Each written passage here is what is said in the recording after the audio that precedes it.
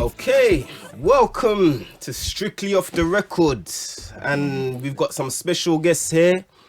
I, Daniel, would like to introduce Anu again. Keisha, how you doing? I'm good, thank And you. the big man named Kon. And today, we're going to talk about the latest strain of this coronavirus called COVID-19. And we literally are in some kind of crisis right now because we seem to be getting shut down. So we're going to discuss this. But what I want to do first and foremost is give everybody the chance to actually explain what they believe COVID-19 or coronavirus is. So let's begin. Who would like to put their thoughts in? Personally, to me, I would say it's a cover-up. I would say it's a cover-up of many cover-ups that a certain society, a certain higher society uses to blind us from the actual truth that the world is dying and the world is in crisis, but not over the virus, over actual things that's been going on for period amounts of time, decades even, that hasn't been brought up in the media, hasn't been brought up in the newspaper to where civilization can get a hint or even a fathom that there's something going on. We usually see global warming, we usually see this and that, like earthquake here, flooding over there, and we're always thinking, oh, that's in that country or that's in that country, but we're actually not understanding that it's in our world. It may be in a different country, it may be in a different land, it may be in a different territory, but it's in our world. It's all going to affect us sooner or Exactly. later, one way or another. Exactly, but excuse my language, but when a virus comes out, that's when people want to act. That's selfish needs and their own well-being comes into play now. Exactly. That's when you see people becoming very self-obsessed and wanting to protect their surroundings and their environment rather than understanding this is a world thing, a world issue. That's but right. it's purely because it's a panic, because when it's not happening to them, when there's a flooding some other country, no one care about it. They you know, and now it's happening to them. Now they're panicking. That's right. And it really shows you the selfishness of this world and the selfishness of each individual. I just want to say that this is called a pandemic, but really it's them a panic.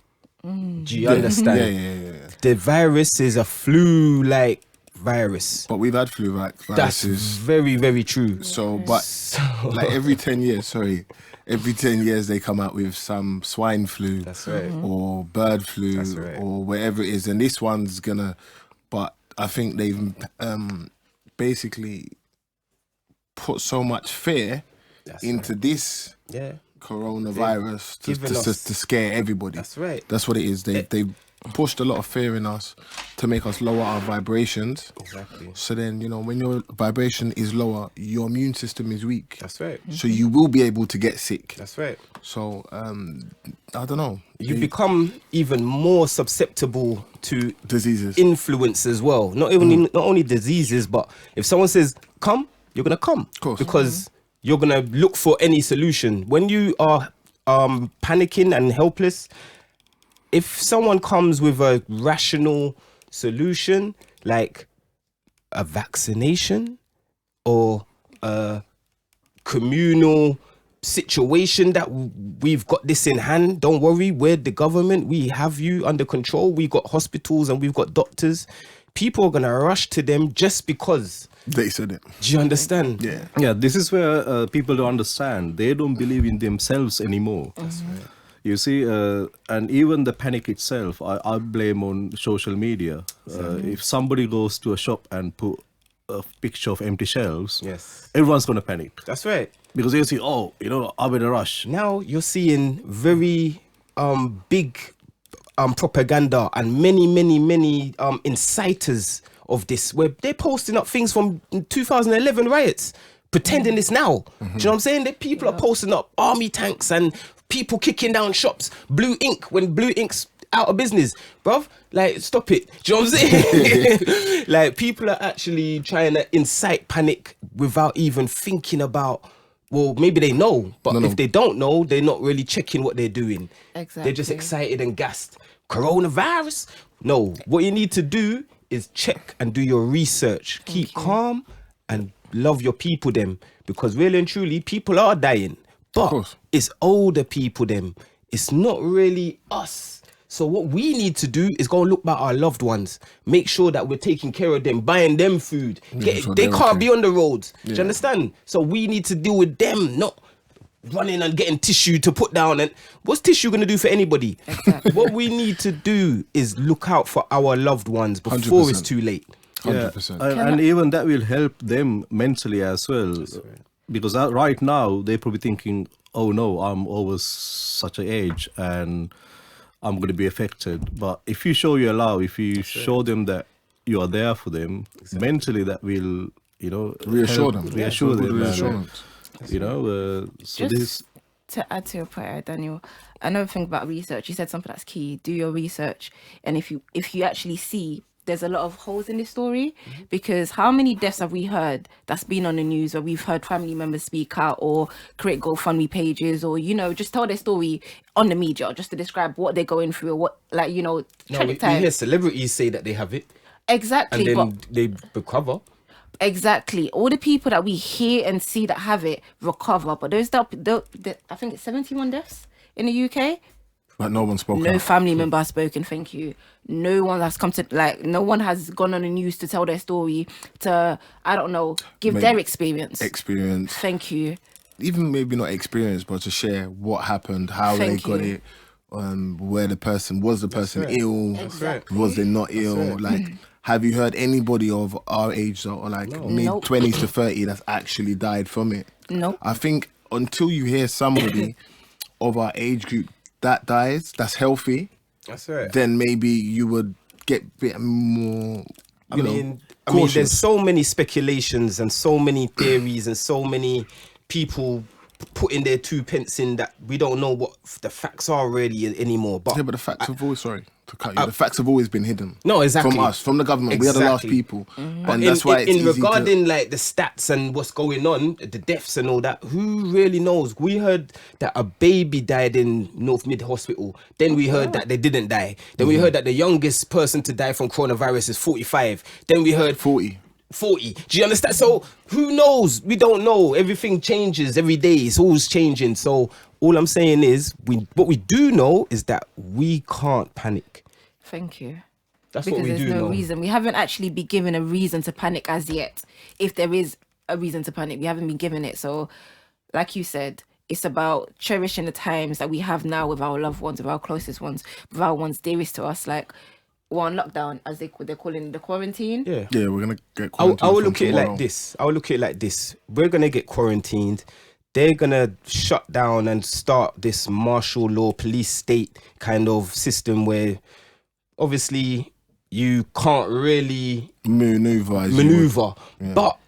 But if we look at the positives of this, if we look at what we can do rather than what we can't do and what we have been taken away from or what's been taken away from us, we should look at what's been given. The opportunities to spend time with family, the opportunity, schools have been shut down. Their educations are out the window right now. My children are in GCSE year, and who knows what's going to happen with that. Bless them. But there's time that can be spent for reflection, for protection, for retrospection, where you can actually check yourself, check your loved ones and your community, rally together, become a part of the solution rather than a part of the problem. You can start to see who's actually doing things and maybe learn from them or teach those who ain't. You can come together rather than isolate yourselves, which is what they want us to do. They want us to isolate. But really and truly, we need to come together. So this is the key and this is the time. Because really and truly, if there's no time like the present, it's telling us right now. It's telling us there's no time like the present. Because we could just literally be given an injection. On that point, I think we need to raise more awareness. Not really fair, just awareness of what's happening around. And this vaccine stuff is definitely going to come into play, because I think I heard in Denmark they've already sanctioned it now in law by every person has to take the vaccine. It's real. Wow. So once it's already, you'll get outcasted, fined. So once that comes here, but then you need to know that the masses control what happens. We give the government the power to control us. That's right. We are the people. We are the people. That's right. The government's only there because we've elected them, and we put them there to control us. That's right. If we do not believe that they're doing the right job, then obviously we as... But you see, in a state of emergency, when you declare a state of emergency, then all laws, political laws go out the window in a sense of now it's military law. Yeah. Yes. Now, like for instance, Trump or Boris Johnson or whoever can say, done the election, no elections, I'm going to be the prime minister or the president until this is done. Do you understand? While this is going on, it could be going on for 10 years. Till this done, I'm in charge, unless someone takes over in a coup. You understand? They have to shoot me down or take over my office. But really and truly, this is what it is now. It's all down to military coups. Everything is tactical and biological and warfare. Do you understand? Yeah. This is warfare. 100%. So when you're thinking about awareness, you have to talk about what we are facing. We have to be aware of what we're facing. Yeah. We are facing war. This is not the same kind of war like in World War II or World War One. Is actually exactly. Psychological. We are the soldiers. We are the actual people that are warring amongst each others now. We're the weapons. Sure. We become the weapons of mass destruction with the biological and also psychological, because we incite and start to influence. And riots will... How many children will perish? 100%. Do you understand? So what I'm saying is we need to be very vigilant and very discerning in this wartime. We need to know who the enemy is, because we are not the enemy. We are not fighting each other. This is not a war on ourselves. Not between us. No. Exactly. Do you understand? It's not about race. It's not about creed. It's not about class. It's about the humanity of the planet. Sure. Do you understand? Yeah. So this is what it comes down to. It's true. Like you were saying, this could be turned out, is it COVID-19? Could either be a great unity and a great outcome in our society. No, sorry, in our society. What's the word? The world. No, but I was going to say not decade. What's the word? Generation. In our generation. Or it could be our greatest loss, i.e., like you said, they can turn us against each other, because a lot of people are looking at the poor Chinese people, as, you know, the infectious ones. They're the ones that started it, when in reality, it really isn't the Chinese. Like, that in itself is already causing separation. Now that it's spread, a lot of people are looking at other people as... But check it, people's always been doing that. No, but now they've got a week ago, to... a month ago, before a Chinese person started coughing, you were scared of an Arab with a backpack or a black person with a hoodie. Do you get it? So what I'm saying is... The stereotype is real. Exactly. It's always going to be that. But my point is now, in Wuhan, the ground zero... Because they shut down all their factories and everybody was isolated and segregated, they've seen blue skies for the first time in a long time. They're actually seeing nature come back. Do you get it? There's no more coronavirus in that place, really and truly. They've contained it. So what I'm saying is, the virus is not the virus. The virus is the mentality and the epidemic within our minds. Do you understand? Which is what I was trying to say, as in we need to turn that into positivity, as in unite, not look at our neighbor as a contagious one or as the enemy, but unite. That's what I was trying to say, as in we can get to know each other more. Like, for example, because we're in lockdown, let me actually try and find words to describe what I'm saying. Because we're in lockdown, we can actually get to know each other in ways that we never could before, we never had time to before. You can get to know your neighbor. You could actually have a conversation with your neighbor. You can actually get to know your neighbor's culture. You can actually hear your neighbor's voice and actually hear your neighbor's story. For once, we actually we've actually been given the time worldwide to actually just, like you said, learn, but not just learn within our families, not just learn within our loved ones, but let's use this to connect. it may take the vaccinations to actually make it real, though, in the sense of people still don't believe in the reality. Once the line has been set, you're either with us or against us, then you know. Do you understand? Right now, we're still on the fence. If you have no option but to be part of something or be outcasted, that's when the reality licks now. Of course. Do you understand? And this is where it's going to, like you said, in Denmark is happening, but we haven't heard it yet. Haven't actually lived it or experienced it, and we need to know that this is what we have to decide. It's a choice with us that we make, because we can easily say, yeah, no. Then when the time comes, it's bull. Do you know what? On that topic, what I was going to say to you, it's going to be a lot easier for a lot of people to say, yeah, I can do this and do that. But when you've got kids, exactly, and that's right. Without the vaccine, you're not going to be able to that's eat. Right. You have to. You're be not going to be very, able. Very. They're going to limit you as much, so you might not be able to go to the shops to buy food. You might not be able to. I don't know. You have to fully understand. You have to fully understand what you're putting in, because it's easy to say, yeah, no, I'm not going to take the vaccine. But if you know you've got kids and the consequences of it, would you be able to watch your kids die from hunger because you don't want to take the vaccine, or you don't want to give them the vaccine? Exactly. Are you willing to, do that? Are you willing to be that outcast? That's right. It's going to be there's going to be a lot of hard choices to make, but they will come. That's right. This is what we have to prepare for. I don't think they're going to come tomorrow. No, but we have to you have to be ready and prepare yourself that these are the options that may come, you have to be willing to know what your options are and what you're going to decide at that time. And as I said, for each individual, anybody can say anything. It's easy to say, I would do this. But when you're put in that situation at that time, when it becomes reality, that's when it's going to be discerning, I should say. That's right. Yeah, I mean, we can talk about what could happen, but my point is, just think now, right now. Even for me, I was meant to be away for 5 weeks, and I'm glad I didn't go. Now I have the opportunity to spend time with my kids. That's right. And that's a good thing, because especially people don't realize you go to work and you only see your kids only a couple of hours. That's right.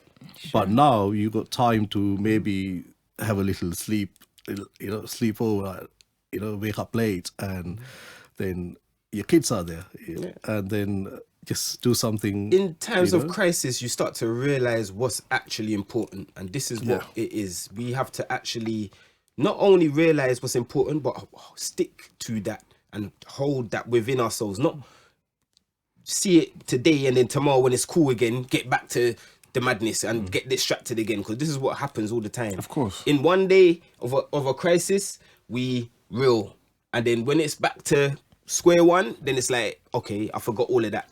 What we need to do is remember the bad times, and remember who we are in those bad times, because that is who we really are. Do you know what I'm saying? Who we are in a crisis is who we really are.